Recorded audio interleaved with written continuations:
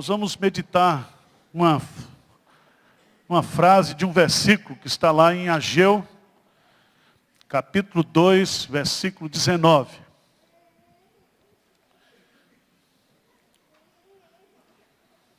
Ageu fica antes de Zacarias, os três profetas do Antigo Testamento, Ageu, Zacarias e Malaquias.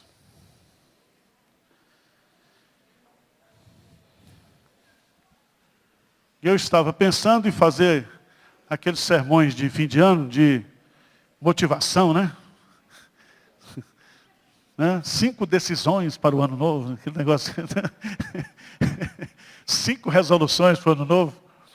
Mas eu tenho tido a graça de estudar e de ler alguns clássicos antigos, dos puritanos e dos reformadores. Essa semana eu li algumas obras do Thomas Watson, que é um grande puritano, um homem de Deus. E ele levanta uma questão justamente neste versículo que nós vamos ler aqui, e nós vamos fazer uma reflexão sobre o dia que a bênção nasceu. O dia que a bênção nasceu. Veja aí no versículo 19, 2,19. Vamos ler juntos? Já não há somente no celeiro. Além disso, a videira, a figueira, a romeira e a oliveira não têm dado os seus frutos. Mas desde esse dia vos abençoarei. Preste atenção a essa última frase do texto. Desde este dia, não é esse, é este. Como se eles estivessem, a partir de hoje, eu vou abençoar vocês. Ainda que estejamos vivendo um momento de crise, de escassez, ainda que vocês não assumiram um compromisso sério comigo, vocês estão me enrolando na construção do templo, mas a partir de hoje, eu assumo um compromisso de abençoar vocês. E é tão interessante esse texto, porque está se tratando aqui da construção do templo de Jerusalém. E o templo de Jerusalém, ele é uma figura, ele é um tipo que aponta para a igreja de Cristo. Se você for ler a Bíblia lá no Evangelho de João, por favor, Evangelho de João, capítulo 2, versículo 19. Jesus vai olhar para o templo. 2,19. Jesus lhes respondeu: destruí este santuário e em 3 dias o reconstruirei. E Jesus está falando aqui não do templo físico, mas do templo o quê? Espiritual. Ele, Jesus, vai edificar a sua igreja a partir da sua obra. Ele vai comprar a sua igreja. Ele vai redimir o seu povo. E vocês sabem que o apóstolo Paulo usa essa figura, e o apóstolo Pedro também, dizendo que a igreja é o santuário do Espírito Santo. E esse santuário está sendo construído sobre a pessoa de Jesus, que é a pedra angular. E cada crente que vai sendo colocado ali é como se fosse uma pedra, um tijolo espiritual. E essa igreja está sendo construída e edificada. E nesse texto aqui, surge uma pergunta: que dia é esse? Desde esse dia vos abençoarei. Pergunta que eu faço para você, eu jogo a pergunta para você. A partir de que dia Deus começou a abençoar a sua vida? Hein? Não pode dizer que depois que você veio para a igreja de Pinheiros, porque senão a bênção está aqui, né? No local, não é isso. Presta atenção. Os comentaristas bíblicos, eles tentam responder essa pergunta. E alguns dizem o seguinte, que Deus começa a nos abençoar desde o dia em que Ele nos escolheu, e que esse dia ainda não existia no tempo, porque Ele nos escolheu antes da fundação do mundo. Esse dia é o dia de Deus, ou seja, é a eternidade. Então, no dia que Deus escreveu o meu nome, o seu nome no livro da vida, antes mesmo de eu e você existir, Deus já está nos abençoando. Então as bênçãos de Deus, elas começam antes mesmo de Deus criar todas as coisas. Diz amém aí, por favor. Amém. Então tá bom. Segunda explicação para o texto. Alguns comentaristas dizem que esse dia aqui foi o dia da expiação de Cristo. O dia em que Cristo na cruz, Ele compra a sua igreja, Ele redime a sua igreja. E naquele momento, naquele dia, Ele clama lá do Calvário, Tetelestai, está tudo consumado. E naquele momento ali, Ele sela a compra, o nosso resgate, a nossa salvação. Então, a partir daquele momento da concretização, da expiação de Cristo, Deus começa a nos abençoar.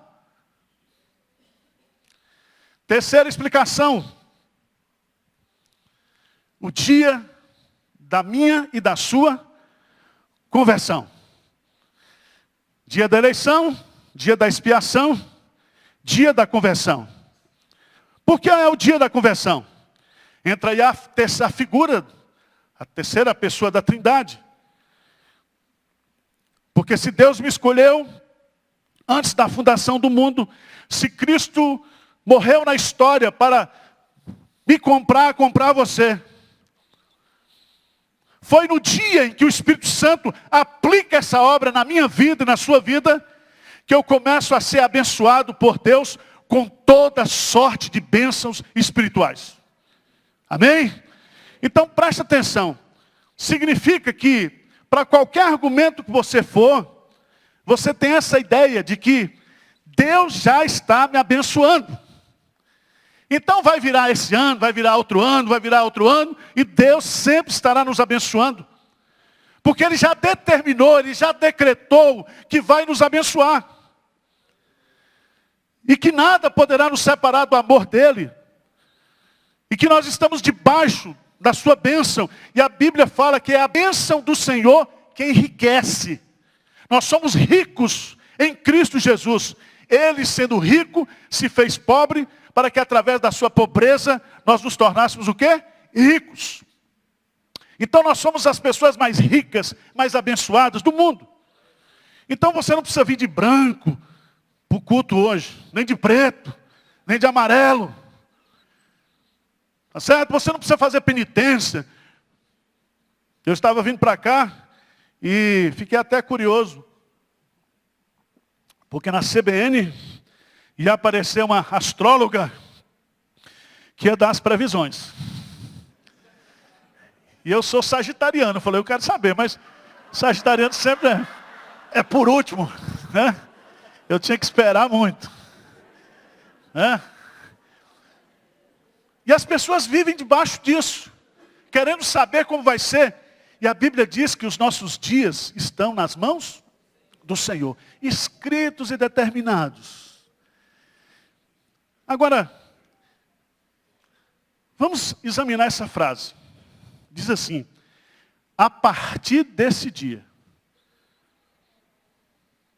Então aqui, nós temos o dia abençoado da nossa salvação. Como é que esse dia é descrito na Bíblia? Se você for para Cantares de Salomão, capítulo 3, versículo 11, o poeta vai usar a figura das núpcias. É quando o noivo, ele corteja a sua noiva e começa ali a sua relação afetiva. E essa figura é aplicada por Paulo, que diz que Cristo, Ele é o noivo, Ele é o cabeça da igreja. E Ele está cuidando da igreja, Ele está purificando a igreja, Ele está santificando a igreja para as bodas do Cordeiro. Significa que a nossa relação com Deus, a nossa conversão, foi o dia do nosso casamento. Foi o dia da nossa união. Essa figura é usada por todos os profetas. É um compromisso único, um compromisso irrevogável, um compromisso de fidelidade, um compromisso de amor. A nossa relação com Deus não é religiosa, é afetiva. A nossa relação com Deus se fundamenta no compromisso, na aliança. E essa aliança ela é unilateral porque nós não podemos abençoar Deus, mas Deus nos abençoa. Abra a sua Bíblia lá no Salmo 110. Salmo 110, versículo 3. Salmo 110, versículo 3. Lê comigo aí. O que diz aí?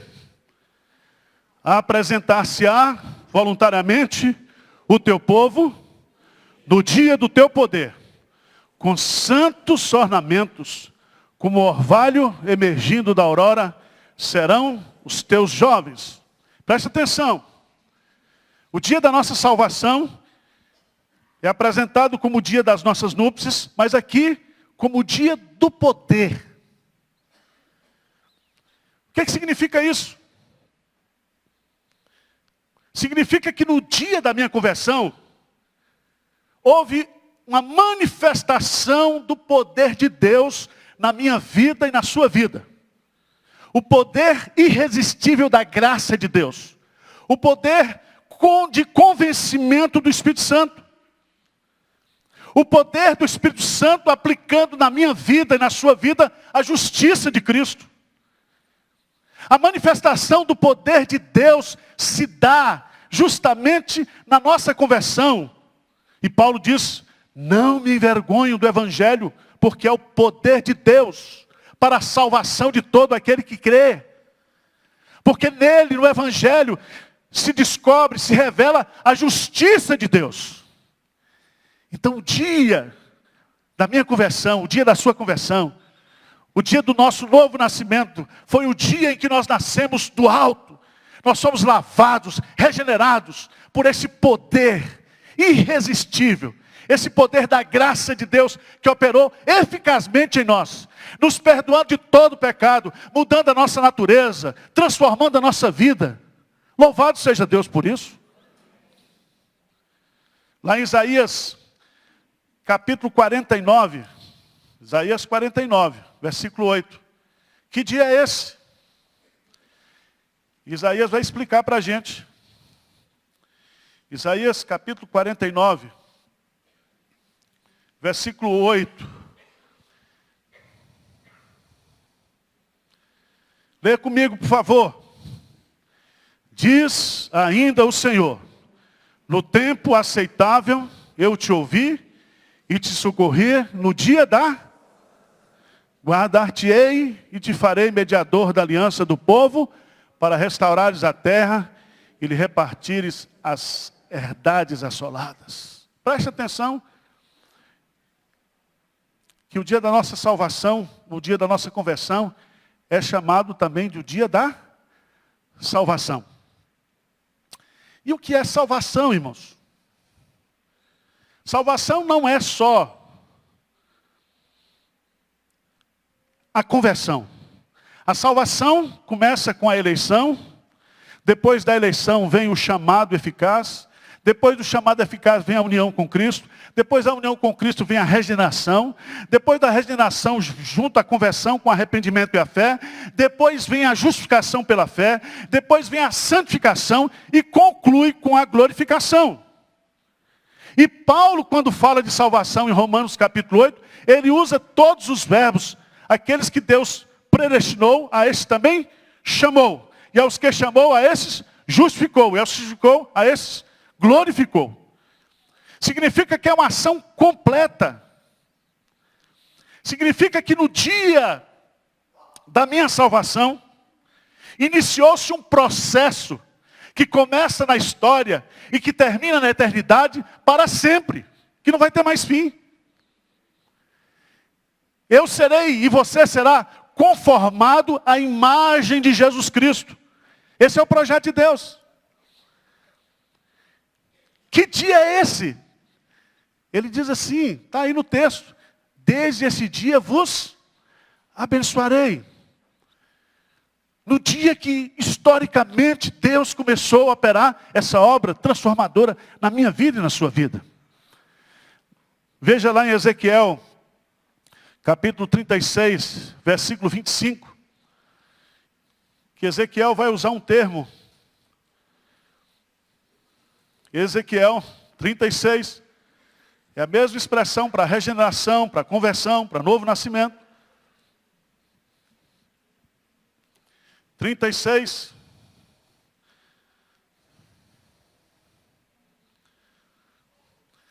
Versículo 25. Diz assim, então aspergirei água pura sobre vós, e ficareis purificados de todas as vossas imundícias, e de todos os vossos ídolos vos purificarei.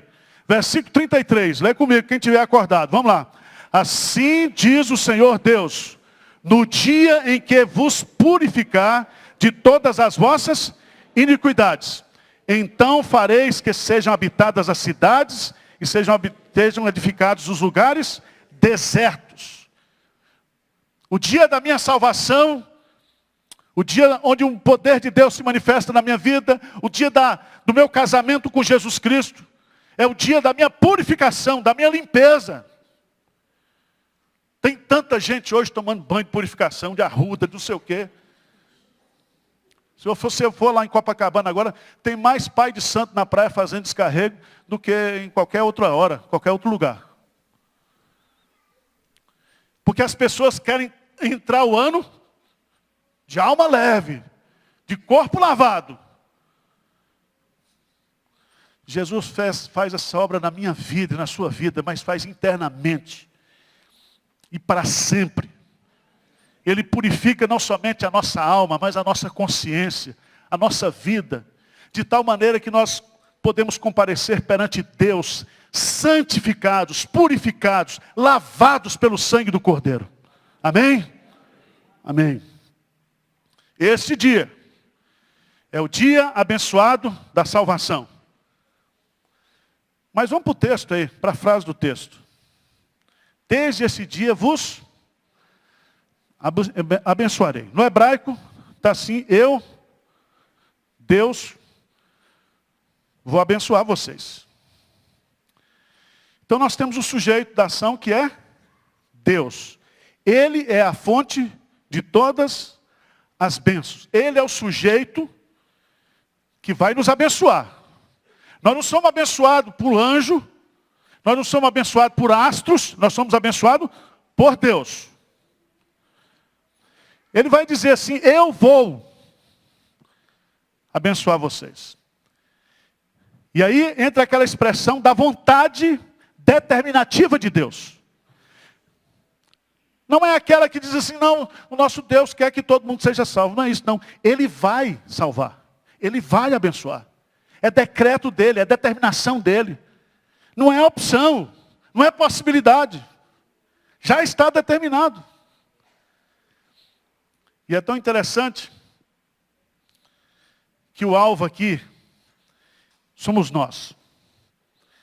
E aqui entra o aspecto pessoal e o pessoal coletivo. Eu vos abençoarei, para dar a ideia de igreja, de corpo. Porque tem crente que vem para aqui no dia 31 orar só pela bênção dele. Não é assim não, meu irmão. Deus não tem filho predileto, mas Deus abençoa a casa toda. Então um prospera. Não, Deus quer que todos os seus filhos sejam abençoados. Ele abençoa a todos, tanto pequenos como grandes.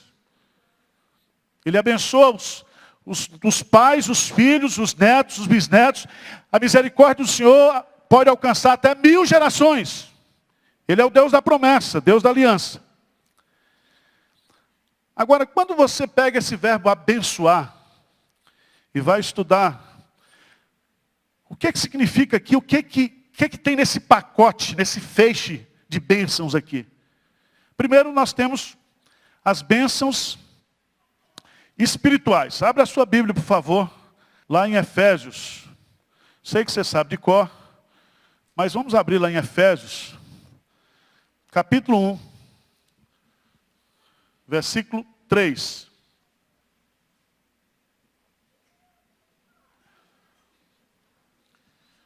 Efésios capítulo 1, versículo 3. O que diz aí? Vamos ler juntos? Efésios 1, 3. Vamos lá? Bendito o Deus e Pai de nosso Senhor Jesus Cristo, que nos tem abençoado com toda sorte de bênção espiritual nas regiões celestiais em Cristo. Então presta atenção. Deus, o nosso Pai, Ele tem, não terá, nem teve, Ele tem no presente contínuo nos abençoado com toda sorte de bênção. Ou seja, não existe nenhuma bênção fora desse feixe. Ou seja, todas as bênçãos espirituais possíveis, nós recebemos de Deus em Cristo Jesus. Amém? Então você é um cara abençoado espiritualmente. E aqui há uma expressão que a gente não gosta muito de discutir, até uns pulos, né? Nas regiões celestiais em Cristo Jesus. Regiões celestiais. Quando canta esse hino aqui, Rompendo em Fé, né? Eu vou mover o sobrenatural. É meio heresia, mas tem as coisinhas que dá para consertar, né? Não é que você vai mover, porque quem move o sobrenatural é Deus. Mas você como crente, você se move. Você está dentro dessa esfera, o quê? Espiritual. Por isso que o diabo não lhe toca. Por isso que 1000 cairão ao teu lado, 10.000 à tua direita, e você não será o quê? Atingido. Por isso que Deus dará ordem aos seus anjos a teu respeito, e você não vai tropeçar, você vai ser guardado, protegido. Você está à sombra do Onipotente. Você está guardado. Está com o corpo fechado, graças a Deus. Não anda fazer. Pode fazer o que quiser, catimbó, né? Amarração, desamarração. Nós estamos protegidos. Nós somos templo do Espírito Santo. Nós somos comprados, selados pelo Espírito Santo. E o selo do Espírito significa inviolabilidade. Nós somos de Deus, propriedade exclusiva dele. Mas também existem as bênçãos temporais. Certo? Quais são essas bênçãos temporais? Tudo de bom que você recebeu esse ano. Tá certo? Enquanto metade da população do mundo está passando fome, ou 1/3 da população, você vai jantar hoje à noite. E você já deve ter comido umas 3 ou 4 vezes hoje. Se botar a balança aqui, 90% aqui está acima do peso. Nós temos excesso de bênçãos na nossa vida, irmãos. Nós somos um povo abençoado. Abençoado. Somos abençoados na entrada, somos abençoados na saída, somos abençoados agora e desde agora para sempre. Mas existem as bênçãos futuras. Porque alguns que estão aqui poderão não estar no próximo ano aqui. Vão morrer esse ano. Não estou desejando não. Não é? Para morrer fica doente, depois morre. E aí você fica, mas pastor, o que é que... Irmãos, preciosa é aos olhos do Senhor a morte dos seus santos. A morte não pode nos separar do amor de Deus que está em Cristo Jesus. Paulo diz, para mim, o viver é Cristo e o morrer é lucro. Então a bênção de Deus começa aqui. Desde agora, Deus começa a nos abençoar. E vai nos abençoar sempre. Não existe tempo, não existe eternidade que poderá nos separar dessa bênção de Deus. Dessa proteção de Deus. Eu queria encerrar fazendo uma aplicação lá em Pedro. Não é um segundo sermão não, é só aplicação. Primeira epístola de Pedro, capítulo 5.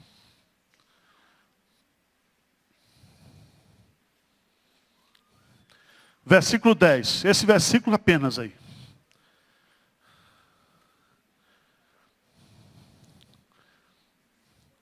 Vamos ler juntos. 1 Pedro 5,10. O que diz aí?